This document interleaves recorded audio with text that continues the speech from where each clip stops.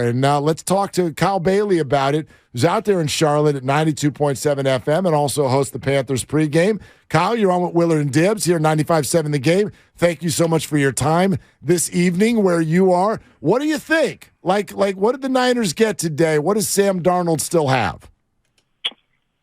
Mark, Dan, I appreciate you having me on. I think that they're getting a guy who can still play.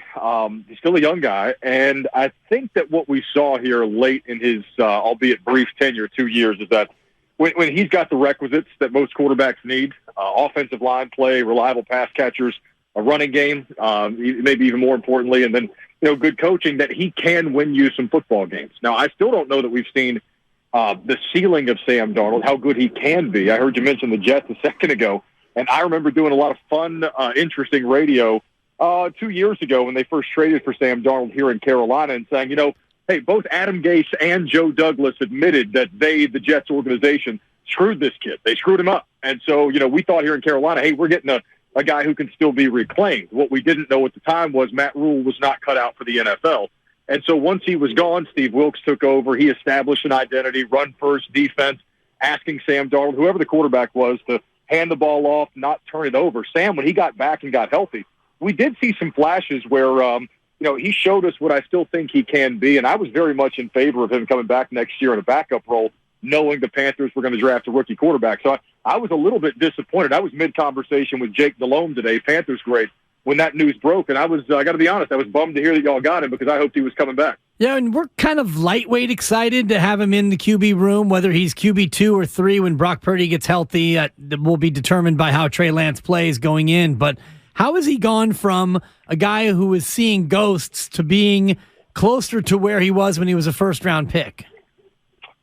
Well, I think the talent's always been there. I think we all agree with that. Albeit a proclivity for turnovers that scared a few people away, understandably.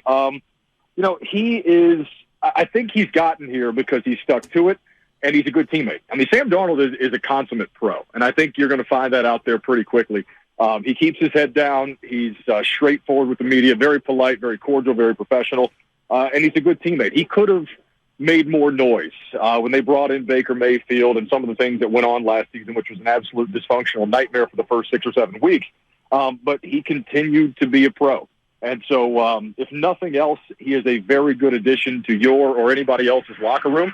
And I do think that, again, there's still maybe some space between where he is and his ceiling. So I don't know if he'll get to reach it there, but I'm curious to find out. Yeah, Kyle, what's interesting about what you're saying is the admission that the Jets messed this up and then where the Panthers were when they acquired him. I've heard plenty of people, and this was more like a year or two ago, but think that Darnold was the type, if you pair him with someone who's so good with quarterbacks like Kyle Shanahan, there might be something there. Do you still believe that that's the case? I don't know what's there. I don't know what it is. But to answer your question in a roundabout way, yeah, I do. I think it could be. It's funny, Ben McAdoo got hired to run the offense here last year.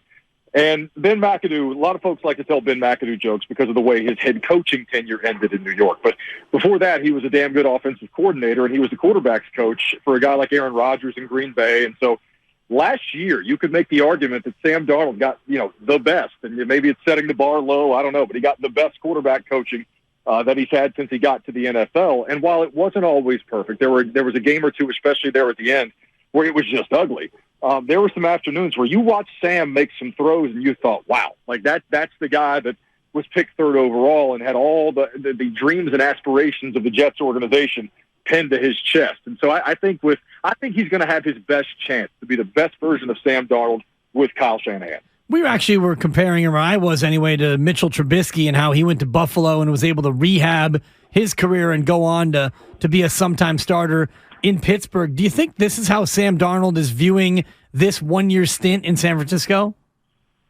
I can't speak for Sam on how he sees it, but I would understand it if he did see it that way. Obviously, it's a good system to be in. He's got a friend there in Christian McCaffrey. That's another thing, too, is that he and Christian had a great relationship here in Carolina, so I can only imagine that's continued. Steve Wilks is there now, and obviously Sam is from the state of California. So I think he is in an ideal situation. What that means for him moving forward, I don't know. But I think that if he gets an opportunity to play, hell, you know better than anybody, Kyle Shanahan's system has allowed so many quarterbacks to succeed and win ball games, and I see no reason why he can't do the same thing.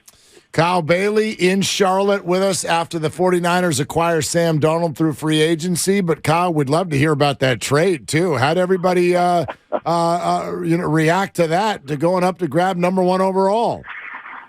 As with any big decision, there were some critics. There always will be. But I get the sense that it's mostly excitement. A lot of folks who are hedging and, saying things like, man, they better get this right. Well, of course, they just gave up 2 first-round picks, which one was really a pick swap this year, 2 second-rounders, and their number 1 wide receiver, who I happen to think is a hell of a player in DJ Moore. So I understand what they did, and I think if you remove the player for a second, the draft capital was really not offensive in any way. And so now they control the draft. We've got an owner here in David Tepper who has not done a lot of losing in his lifetime. I mean, he's kind of considered the Michael Jordan of traders on Wall Street, and he just became the second wealthiest owner in the NFL with the addition of the Walmart family, so I'm sure that put him in a worse mood. But, he's tired of losing, and he's wanted a quarterback since he got here, and they've been through an ugly procession of Cam Newton and Kyle Allen and Will Grier and P.J. Walker and Sam Darnold and Baker Mayfield and Jacob Eason and on down the line. So they made a big splash. I don't believe they went up there without knowing already who they'd like to take, but they claim that they need 7 weeks to figure it out. So we'll see. But the general sense here is really excitement because they haven't done this since 2011, and that worked out pretty well last time with Cam Newton. So now we'll see if our Charlotte Hornets can land the number 1 overall pick. That's next up on the docket. Yeah, that would be exciting to get a chance at Victor Wembanyama. If you make a prediction on who they'll draft, which quarterback number 1 overall, or who do you think that they want at quarterback, is that the same player? Oh, that's a good question. I think what you asked there at the end is the right way to ask that question because I do believe they've got their sights set. And I think I know who it is. I think they're going to draft C.J. Stroud. But I wouldn't be shocked if they took Bryce Young either because I think C.J. Stroud fits the mold of what Frank Reich has always coached. He has big quarterbacks that usually aren't shorter than 6'3", 6'4". And C.J. Stroud is the prototypical physical quarterback at the position. So I think it's going to be him. But Scott Fitterer was with John Schneider in Seattle when they won a Super Bowl with Russell Wilson. So he has seen a diminutive quarterback get the job done. So I don't think he's afraid of that. There are some reports that the owner, David Tepper, likes Bryce Young. I don't know if those things are accurate. I mean, we found out he loved Will Levis coming into this season. I don't think it's going to be Will Levis. I do know that. So it's going to be Young or Stroud. I would lean Stroud right now. I think he's been installed as like a 3-1 favorite to be the pick, but Vegas odds makers often get the pick stuff wrong. So we'll see, but I think C.J. Stroud. Hey, Kyle, great having you on. Hey, before you go, do you think that Sam Darnold would be okay if or satisfied if he ends up as just being a third stringer? It's funny. I was out and about in Charlotte a couple of weeks ago grabbing lunch, and I saw Sam at a local establishment, and he just kind of blends in, right? And that's when I go back to what I said a couple of minutes ago. He's a consummate pro. He's a good locker room guy, and going back home, I'm sure means something to him too. So, he's made a good living in the NFL. I think he'd like to play. There's no doubt he's a competitor. But he strikes me as the type of guy, I'll just put it this way, he strikes me as the type of guy who would be okay in that scenario, yeah. Gosh, that's an interesting statement. Kyle Bailey in Charlotte, Panthers pregame, 92.7 FM. Thanks so much, man. Appreciate it, guys. Had a good time. All right, there it goes.